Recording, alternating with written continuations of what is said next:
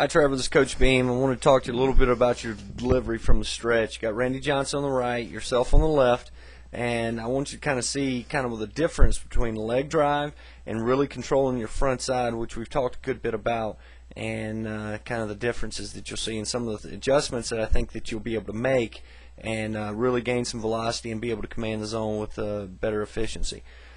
Set up, far in a set position. One of the things that we've talked a good bit about is having your hands on your belly button between your center line and no higher than your chest, somewhere in this region right here. And you can see how Randy's got his kind of right on his belly button. The problem with high hands are that when we go to break our hands, it makes it further for our hand to have to travel down and back to really break. So that's an easy adjustment, and that's one that I would definitely have us make.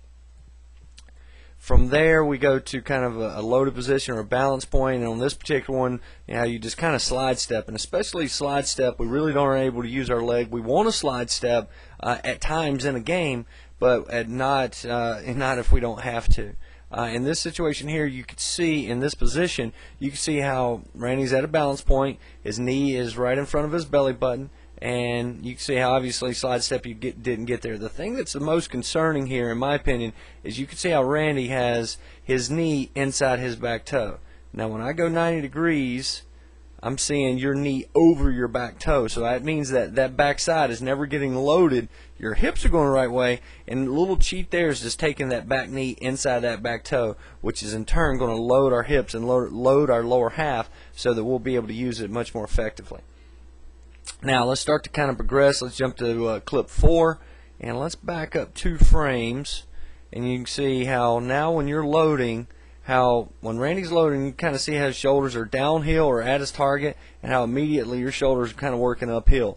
So in turn, now that hand's got to travel further because that back shoulder's down. It's got to travel further for that hand to actually get up. Okay, so that's one thing that it's an easy fix of just really thinking about when we break our hands, starting to break to the plate, having our shoulders working downhill.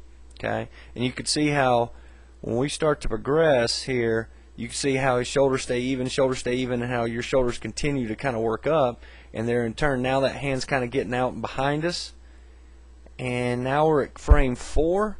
And let's clear a couple things so we can kind of see everything. Head's kind of starting to already have a little bit of a tilt to it, starting to drift on us because I think a little bit more about the shoulders more so than anything.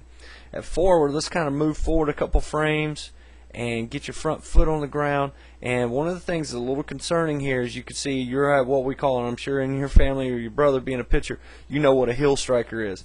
Hill striker is the equivalent of going 55 miles an hour down the road and slamming on the brakes all at the same time. You're destroying your momentum as far as it goes to the plate. And you could see in the next frame when we start to move you guys, and Randy's starting to get his front foot down. When he gets his front foot down in this frame right here, you could see how his entire foot or a ball of foot is kind of coming down, and how we're on the left frame, you can see how you struck with your heel first. And again, we talked about that.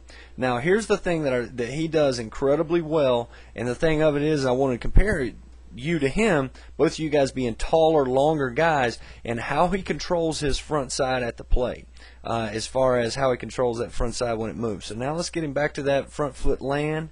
And now when we get to front foot land, let's watch how his glove stays inside that circle as he moves to the plate, and how his chest now comes to that glove, not the other way where his glove's coming to his chest. Now let's look at you on the left side. You can see back up a frame where we get that heel to strike, and you can really start to see how your glove and body is working on this angle here around that front side, and everything's flying. So let's move us back up to heel touch.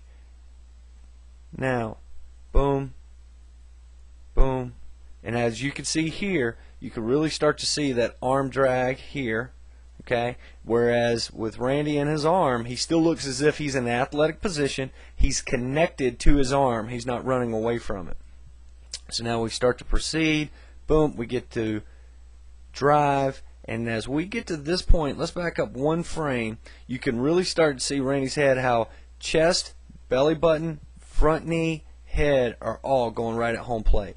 Your head's here, chest is here, belly button's over here, and now see how your head is kind of leaning over, and how your arm is so high that it's really kind of forcing your head over. When I talk about let's throw from 3/4, it doesn't mean I want you to drop your elbow, but what that allows you to do is kind of get your head more upright.